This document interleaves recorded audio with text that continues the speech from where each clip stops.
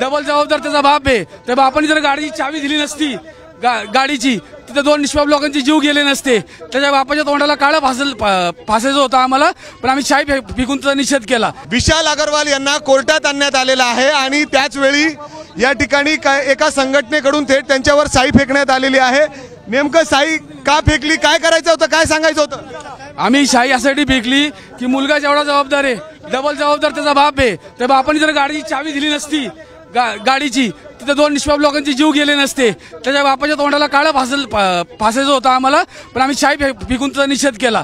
त्याच्या बापाने जे कृत्य केलं हे मानवतेला काळा फासणारं कृत्य आहे। त्याच्या बापावरती आधी पण गुन्हे दाखल आहेत आणि तो छोटा राजन या कंपनीची संबंधित आहे, तर त्याच्यावरती मोकांतरात कारवाई व्हावी।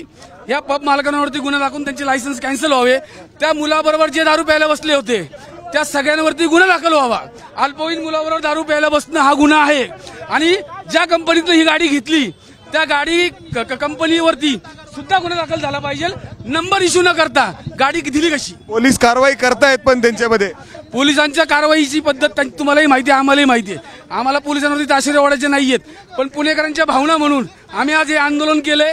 न्यायालयाला आम्ही विनंती करतो की न्यायालयाने याच्यामध्ये कठोर तपास करून त्या आरोपींना शिक्षा झाली पाहिजे, अशी तरतूद केली पाहिजे। संघटना आहे तुमची वंदे मातरम संघटना। आता काय थांबणार आहात काय तुम्ही? आम्ही आता शाई फेकलेली आहे। आम्ही थोडा वेळ वाट बघणार त्यांची, येतात का त्या गेटनी जातात। काय तुम्हाला काय वाटतं, काय शिक्षा म्हणजे पोलिसांनी जे गुन्हे दाखल केलेले आहेत खटले ऍक्ट मोक्का अंतर्गत गुन्हा दाखल केला पाहिजे त्यांच्यावरती।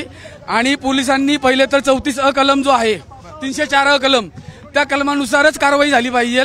त्याला जामीनच मिळाला नव्हता पाहिजे, तो जामीन मिळाला। हा किती जण होते तुम्ही इथं? आम्ही 7 ते 8 जण होतो हे आंदोलन करायला, आणि त्याला न्याय मिळत नाही तोपर्यंत आम्ही आंदोलन करत राहणार। वंदे मातरम संघटनेचे पदाधिकारी आहेत, हातामध्ये शाईची पूर्ण बॉटली आहे। जर आपण बघितलं जेव्हा विशाल अग्रवाल यांचा पोलिसांचा जो घेऊन इथं आले कोर्टामध्ये नेण्यासाठी, तेव्हा अशा पद्धतीने शाईफेक त्यांनी या ठिकाणी केलेली आहे। जर आपण बघितलं तर पोलीस या ठिकाणी मोठ्या संख्येने आता कोर्टाच्या बाहेर देखील तैनात करण्यात आलेले आहेत। कुणालाही आतमध्ये सोडलं जात नाहीये, चेक करूनच आतमध्ये लोकांना सोडलं जात आहे, कारण अशा पद्धतीने ठिकठिकाणी विरोध सुरू होत आहेत। वंदे मातरम संघटनेकडून या ठिकाणी शाई फेकण्यात आलेली आहे। तर दुसरीकडे आज संध्याकाळी ठाकरे गटाच्या शिवसैनिकांकडून मशाल मोर्चा देखील या ठिकाणी काढला जाणार आहे। कॅमेरामॅन विजय राऊत समी मिकी घई, एबीपी माझा, पुणे। एबीपी माझा, उघडा डोळे बघा नीट।